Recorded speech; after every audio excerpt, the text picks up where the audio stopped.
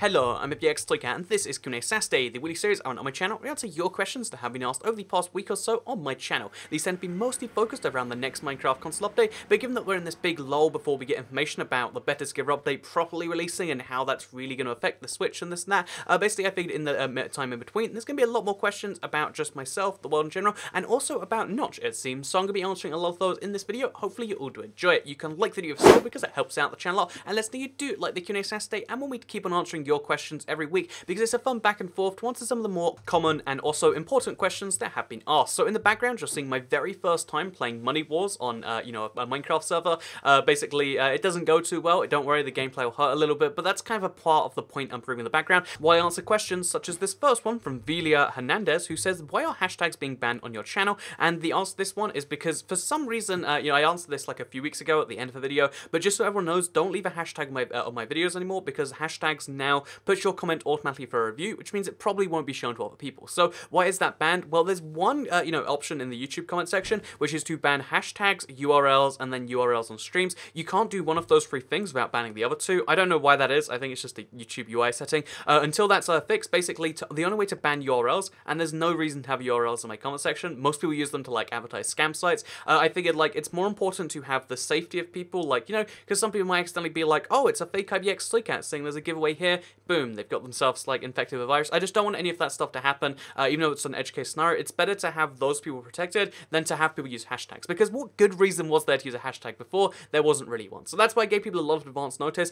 I want anyone who's using a hashtag to just not do it, and you can do one right now to try it out, but your comment just won't get through. But yeah, that's why I'm banning hashtags, because YouTube forces me to ban URLs. It's weird, it's the same option, but that's how it is right now. So let's move to the second question, which comes in from your boy Fibs, who says, Q&A, how much will the new shader packs cost? So we actually had this one confirmed. It's $9.99 if you live in America, and it's £7.99 if you live in Great Britain. If you live in like the Euro region, you probably know your conversion rates, like $8.99 probably, and based on everywhere else around the world, you probably should know one of your conversions to there. So long story short, it's expensive. It's really expensive, and I don't know if I'm necessarily on board with that. Like the fact that it costs, like almost half as much as Minecraft, in some cases more than Minecraft, because if you play the Pocket Edition, that is more than Minecraft, is a little bit weird to me. But I think because enough people want it, they're gonna make a lot of sales in it, and because it's a big enough change to the game, it might justify the price as like a consumer. I think like as a proportion of Minecraft might be unfair because Minecraft's a cheap game, but there's still a part of me that's just like, but that's so much. And yeah, just gotta bear in mind that's free if you have an Xbox One X though, but that's not most of us. So if you're just a regular Switch player, that might put you off, or it might, keep you, I don't know, it really depends on how you looked at it, because that's like the price for DLC just to make the game look better, but maybe you want Minecraft to look that amazing. I know a lot of people, this is the number one thing people talk to me about in real life, like, oh yeah, when's that coming out, Toycat? So I think maybe that's why it might be worth it to some people, but we'll wait and see. But yeah, lots of money, basically a lot more than we figured. So let's move to the third question, which comes in from Nasmus S. Kandaka, who says, what is the 3DS version really based on? Bedrock or console? They say equivalent to 0.15.4, hashtag MCPE, but has world size limit like in console. So yeah, the 3DS version is based on the Pocket Edition, and it's an old Pocket Edition build from, I think it's just over a year ago, which makes me think they started working it back then, and they're gonna, bring it forwards from there.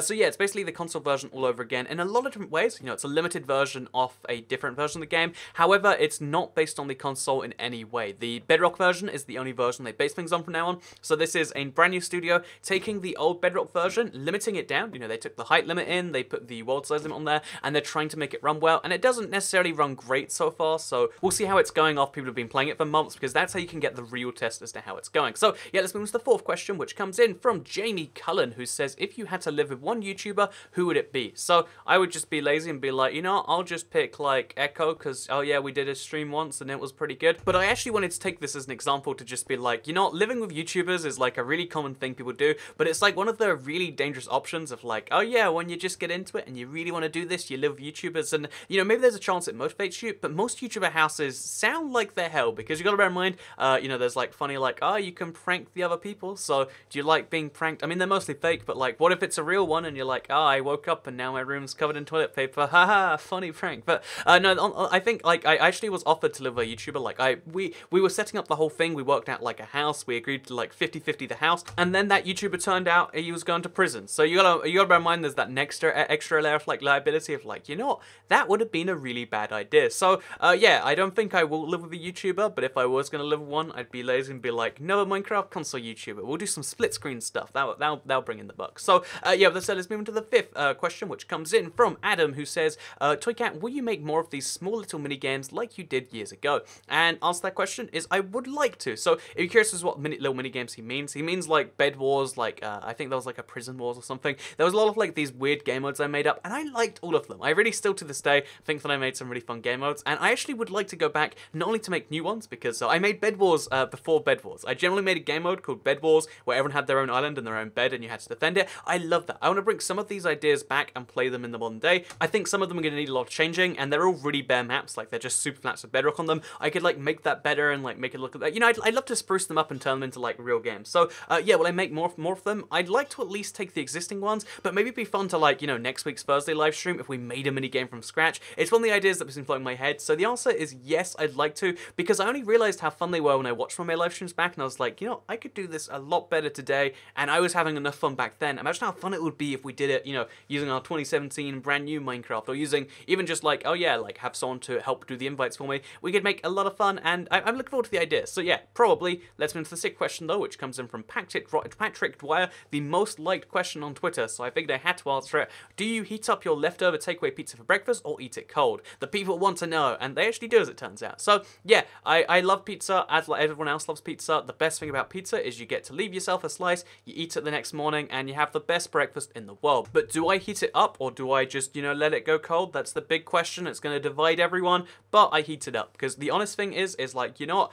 Cold pizza's great, it has its own little benefit, it has its own taste, like cold cheese is like really good in its own way, but I love just heating it up and having like last remnant of the pizza from the night before. It tastes pretty much as good, and if you get a dipping sauce, then it's just perfect breakfast is all I'm saying. Leftover takeaway pizza, you gotta warm it up, but it's also pretty good cold. So yeah, let's move to the I spent a lot of time talking about pizza. Let's talk about the next question, which comes in from Pika News, who says, if Notch is Swedish, then why does he speak fluent English on Twitter and not Swedish? So this is something I figure like some people might be asking, because fun fact, Swedish is a language. Everyone in Sweden speaks Swedish, so why is Notch so good at English, and why are other Swedish people, because Mojang's based in Sweden, are so good at English? And the answer to that one is because in Sweden, they speak English from a very early age, and there's like a 96% fluency rate of English in the country. The thing is even though, you know, you might just think like, oh yeah, countries that speak English, America and maybe England, yeah, I'm pretty sure England speaks English, but the truth is even though there's only like 10 countries in the world that speak English as their first language, it's like South Africa, Australia, New Zealand, Guyana, there's a bunch of countries that speak it as their first language, but it's not that many. There's a lot more countries that speak English as a second language, and it's really cool because English is like the international language of like communication. So if you go to Sweden, or you go to Norway, you go to Denmark or Finland, they speak Swedish and Norwegian and Danish and Finnish,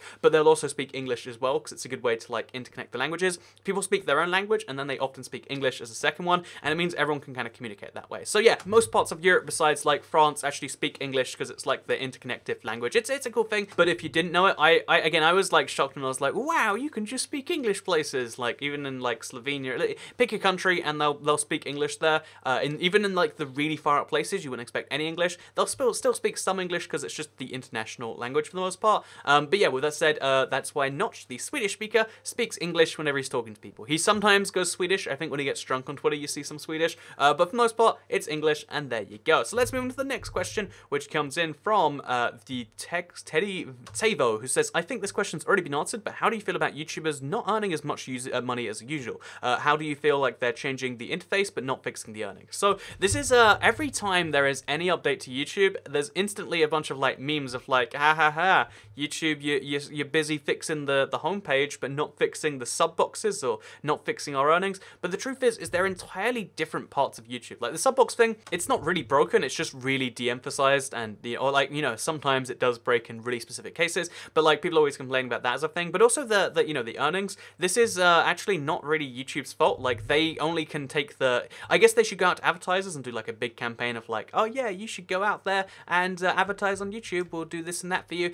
Maybe they could do something like that, maybe they're doing that behind the scenes, but it's just an entirely different department. Like the department of YouTube that's focusing on ad revenue and making sure partners are running a lot of money is not the same part of YouTube that's focusing on this thing. So yeah, with that said, let's move on to the ninth question, which comes in from Jamie Mann, who says, what are your opinions on showers versus baths? So the thing about showers is that they're great as thinking tools, and the thing about the bath is it's just a thing where you go into, like, you know, relax, I feel like. Like, there is technically an argument to, like, oh yeah, you can go in the bath because, you know, it's really bad for you because you're washing in the same water, but, like, there's so much water there, your dirt isn't going to get back on you or something like that. So baths and showers, I'd say they're pretty much the same in terms of function. A shower is slightly cheaper than a bath in terms of water, but no one actually cares about that, and the shower's better for thinking, and the bath is better for not thinking. Boom! Shower is the thinking box, bath is the anti-thinking box. That's the reality behind the shower-bath debate, and let's move into the final question, which comes in from Toycat's Liar, who says, do you think the Minecraft community will like the Better Together update? And I think the answer to this one is not really. I mean, okay, so the thing is a lot of people will accept the Better Together update, and a lot of people won't accept it, but the truth is, because most Minecraft console players, and most Minecraft consoles, not most,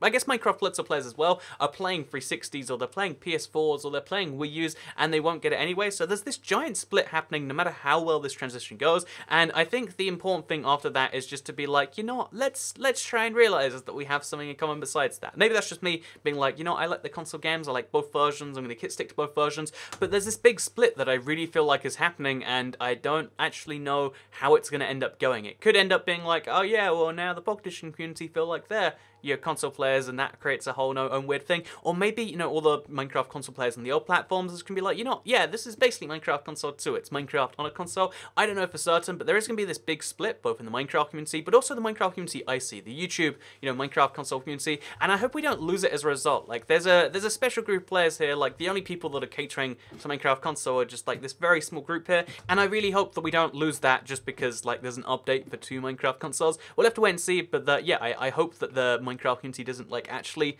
die or split or anything like that, and I think a lot of people will like it. I think I'm trying to talk about the benefits as well as the downsides. Like, I really like it on one part of my brain, I really hate it on another part of my brain, so I'm trying to, like, cover both sides and really talk about it that way. Maybe I'm fueling it, or maybe I'm helping it over, I don't know for certain, but we'll have to wait and see, Mr. Toycat's Lawyer. But thank you very much for watching this Q&A, by the way. Like if you liked it, share if you really liked it, subscribe if you're around here. I usually go way too long in my outros, so, like, I'm just gonna say goodbye right now, and then also bell me.